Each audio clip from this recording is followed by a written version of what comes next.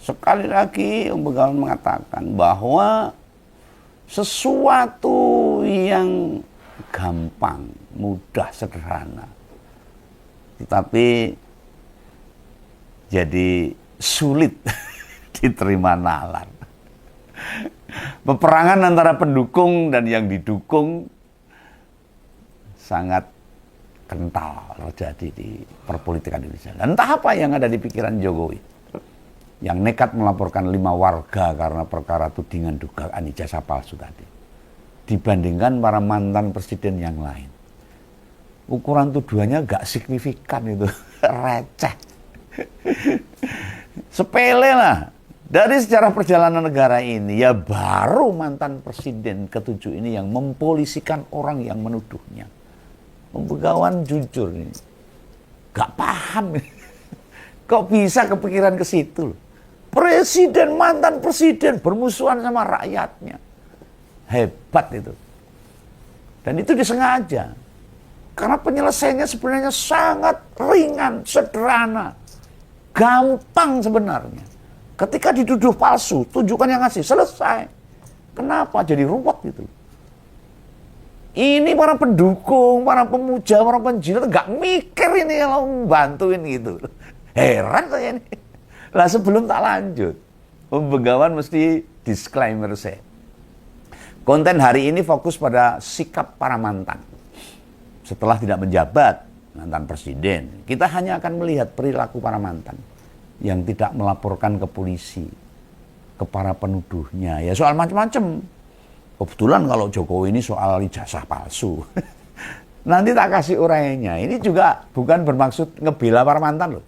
Saat mereka semua masih jadi presiden. Bukan nyuci dosa kesalahan mereka pas memegang jabatan, enggak. Sekali lagi, ini bicara tentang tindakan para bekas presiden, mantan presiden, setelah purna tugas. Setelah jadi rakyat biasa. Bagaimana sih orang-orang yang pernah jadi presiden? Ketika mandek, mandito, menep, lalu kembali pada sosial kehidupan mereka. Entah jadi ketua umum partai, entah jadi seniman, entah jadi apa. Gitu. Wis mandek. Tapi sing dituduh ini nih apa ada mempidanakan para penuduhnya yang lain. Ini juga bukan berarti membenarkan kesalahan-kesalahan presiden sebelumnya, enggak. Tak pastikan enggak. Itu dua hal berbeda. Kali ini fokus pada respon para mantan petinggi negara usai menuntaskan tanggung jawabnya. Aku ya termasuk yang kecewa. Ada beberapa masalah yang sempat muncul di presiden-presiden sebelumnya. Oke, ini tak lanjut ini. Coba kasih data ke Om Begawan. Siapa bekas orang nomor 1 di Indonesia yang sudah tidak lagi jadi presiden, tetapi melaporkan rakyatnya ke polisi? Ada nggak selain Jokowi? Coba ingat-ingat. Siapa tahu Begawan lupa? Orang enak toh, nggak ada. Nah, berdasarkan ingatan yang ada di kepala, di sini nih, itu nggak ada. Termasuk di dalamnya ya Pak Harto. Padahal Pak Harto itu mantan penguasa Orde Baru loh, 32 tahun memimpin. Tingkat kekuasaannya kayak apa coba? Habis diturunkan paksa sama rakyatnya, nggak pernah tuh melaporkan para mahasiswa atau rakyat yang terus meminta pengusutan kasus korupsi dia. Biyen ya pating celebung, kasus apapun dimintakan pertanggungjawaban. Karena semua aparat hukum serta presiden pengganti itu orangnya Pak Harto. Suara rakyat didiemin. Tapi apa terus Pak Harto minta mereka sing do nuduh di proses hukum? Enggak. Apa dia pakai pengurusnya ke TNI atau polisi buat nangkepin para mahasiswa? Enggak. Ini bukan berarti soal membela Pak Harto, enggak. Soal pelanggaran HAM dan pengusutan kasus-kasus yang tak sayangkan. Itu yang Begawan sayangkan. Kenapa dulu tidak diproses serius? Dituntaskan biar gak berlalu begitu saja. Itu yang saya agak kecewa. Apa tuntutan pembubaran Partai Golkar di akhir tahun 90-an hingga awal 2000-an membuat suami Ibu Tin melaporkan siapa gitu? Gak ada itu. Tidak ada rakyat Indonesia yang dilaporkan dan diproses gara-gara diadukan sama Pak Harto. Gak ada. Kemudian ada Pak Habibie yang membuat Timor salah satu provinsi di Indonesia dari lepas dan berubah bentuk sebagai negara merdeka. Timor Leste. Kan banyak yang protes itu juga. Mau bagaimanapun, referendum yang dijalankan sama Pak Habibie tergesa-gesa sampai yang sudah berjuang bertarung melawan Fretilin Jadi pada keluar dari sana. Termasuk Hercules juga itu. Apa Pak Habibie kemudian membawa dan menyalahkan dia? Diajukan ke meja hijau. Ada yang ingat dulu gimana itu? Kan belas tidak ada yang melakukan apapun oleh Pak Habibie. Lalu Gus Dur juga dilengsarkan akibat tuduhan di MPR. Disinyalir ada pelanggaran yang dia terlibat di dalamnya. Dalam kasus Brunei Gate sama Bula Gate. Ketua Golkar waktu itu Bula Gate itu. Entah setelah lengser dua kasus tadi, gak pernah diproses di pengadilan. Apa Gus Dur lantas melaporkan Mbah Amin Rais ke polisi? Kan ya enggak toh. Apa karena Gus Dur ada yang ngebela? Jangan salah, sampai sekarang buktinya masih banyak tuh yang bisa bercerita banyak tentang bagaimana cara dia dijatuhkan. Malah kemudian muncul jaringan Gus Durian yang banyak menjaga pandangan-pandangan Gus Dur. Utamanya soal toleransi dan keberagaman. Hingga keluarganya sampai ditendang dari PKB sama Caimin. Ya sudah, hidup memang kayak gini. Serasa gak adil bagi kita. Orang kemudian banyak yang lebih suka berpikir apa yang terbaik buat hidup dia. Bukan dengerin omongan orang. Loh, bagaimana sama Bu Mega? Ya sama saja. Kalau ngompol ingat, kan sampai sekarang ada sebagian kecil rakyat meyakini dan menuding beliau menjual aset-aset negara. Ya toh? Wih, itu para penjilat, para pemujanya Jokowi itu. Wah, kalau nuduh, ugal-ugalan itu. Menuding Mbak Mega menjual aset-aset negara. Tapi yang melempar tudingan itu, apa dilaporkan ke polisi? Belas nggak pernah kerung. Lama Bu Mega tidak punya keberanian. Lama Pak Harto yang kuatnya luar biasa, dia hadapi. Masa ngurus yang jauh lebih ringan, yang kekuasaannya nggak seberapa. Masa nggak wani? Berani Mbak Mega. Tapi nggak dilakukan. Ketika dibuat apapun, dibuat meme apapun, dia nggak pernah melaporkan rakyatnya. Bu Mega masih ketua umum PDIP. 3 pemilu terakhir partainya menang. Hat-trick. Ini kan wegah ngurus orang-orang yang selencau pemikiran. Ada fitnahan nggak mutu, kok diurusi serius. Ngabisin energi, bos. Itu semua menggambarkan para bekas presiden kita nggak suka golek momongan. Meributin perkara-perkara yang nggak penting, enggak. Yang sudah berlalu ya wes biarin. Negara ini butuh hal-hal besar buat dipikirkan. Oh iya nih, gimana sama Pak BY? Apakah dia bebas dari tudingan? Ya enggak juga. Oh, Begawan ingat di 2014 gimana Mas Alip itu teman ngonten saya itu paling kenceng bersuara sampai mentabiskan diri, mendeklarasikan sebagai pakar mantan. Ngupas tentang perjalanan Pak BY sebagai presiden. Emang Pak BY mempolisikan Mas Alip? Kayaknya enggak. Kita tahu Pak BY waktu purna jabatan kepala negara, itu posisinya ketua umum Demokrat. Juga masuk purnawirawan TNI yang ditokohkan. Bila sekedar mendatangi kepolisian kan bisa, dia punya pengaruh buat mempolisikan orang yang menuduh dia atau memfitnah dia. Itu bukan sesuatu yang berat bagi mantan presiden sekelas Pak BY. Kasus yang juga kadang disebut menyeret Pak BY, kayak Bank Senturi sama mangkraknya Wisma Hambalang. Apakah 2 perkara tadi bikin senewen bapaknya Mas Ahaye? Ora blas. Tidak tergerak memperkarakan rakyat yang ngomongin dia. Orang mau bicara apa? Pak BY lebih suka ngurus perkara-perkara penting yang lain.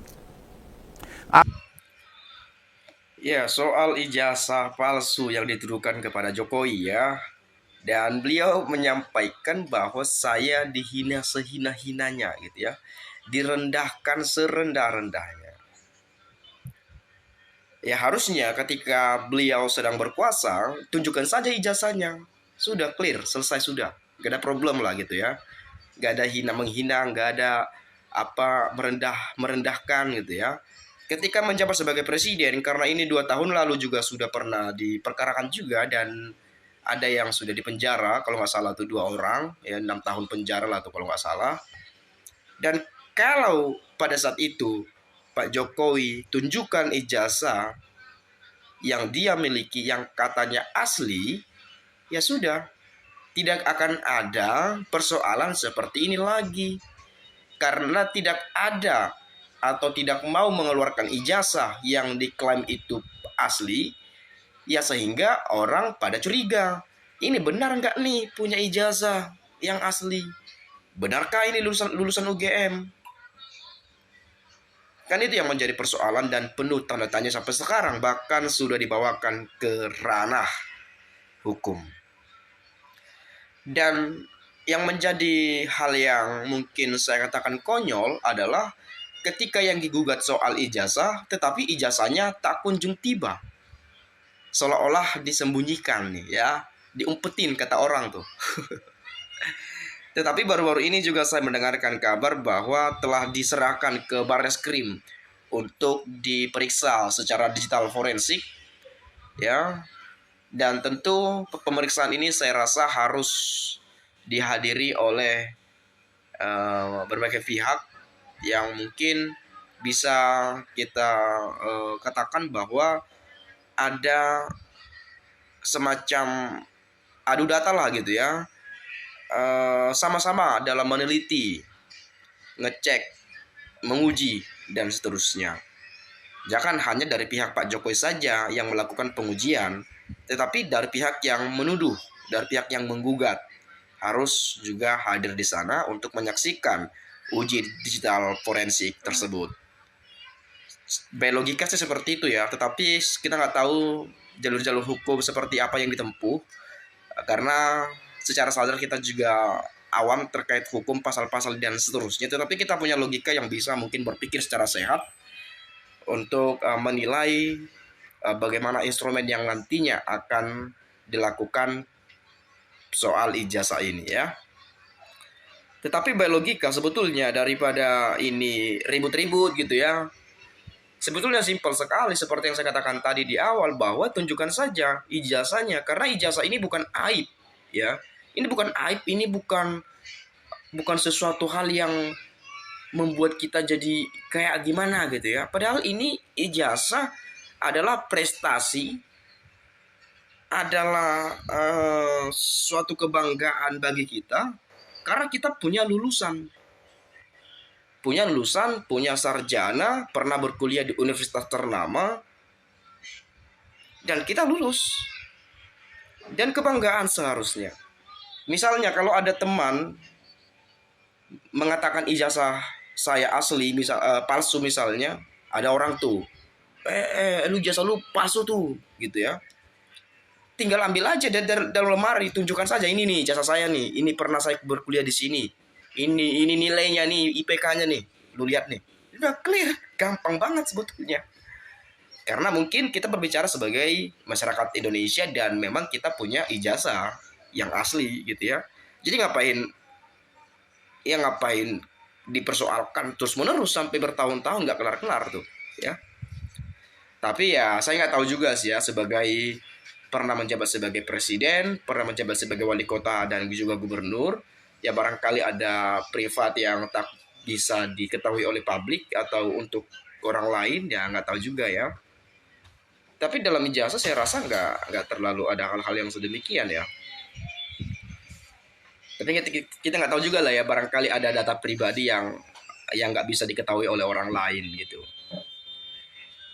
Dan kalau kita melihat di sini ya, polemik ijazah palsu Jokowi sudah bertahun-tahun, tetapi Jokowi tidak pernah menunjukkan keabsahan ijazahnya.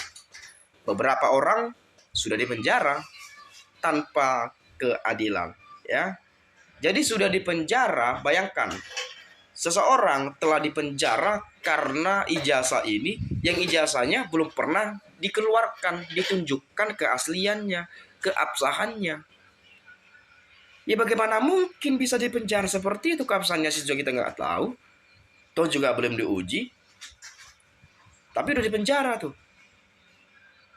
Kok bisa seperti itu?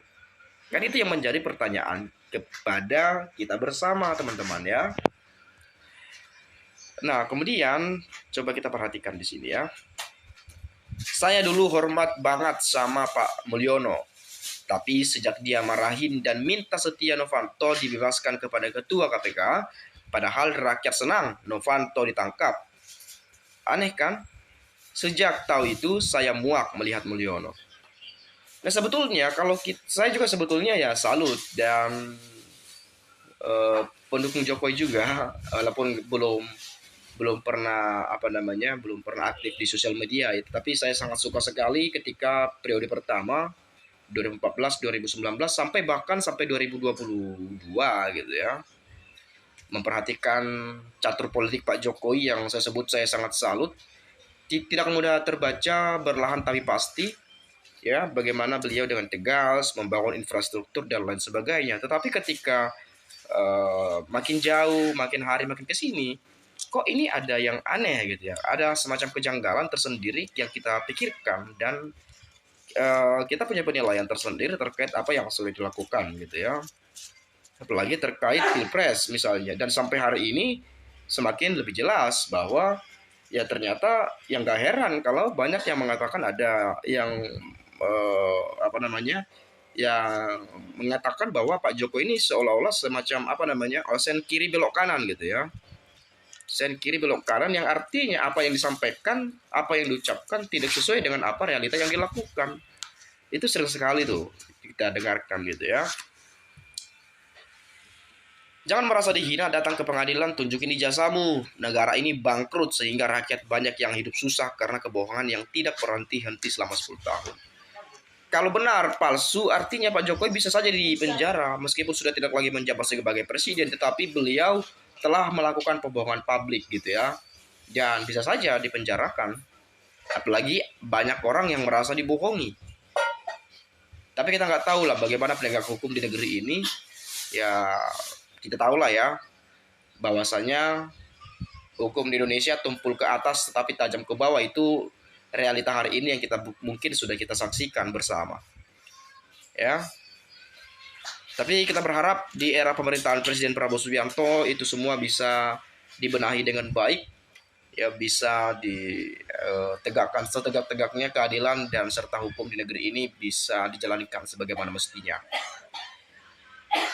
Mungkin teman-teman punya pendapat lain, boleh silakan sampaikan di komentar pada video ini agar nanti kita juga bisa sama-sama saling bertukar pikiran antar satu dengan yang lainnya melalui komentar pada video ini. Itu saja dari saya minta maaf kalau ada penyampaian ucapan dan kata-kata yang tidak menyenangkan, tidak bermaksud untuk memprovokasi, mengungkit masa lalu, apalagi dituduh sebagai bajar-bajar politik, karena kita tidak terlibat dalam hal-hal semacam itu. Kita masyarakat biasa, warga negara Indonesia, kita punya hak untuk berpendapat, berekspresi, dan bahkan juga mengkritisi. Terima kasih, saya ucapkan salam dan sampai jumpa.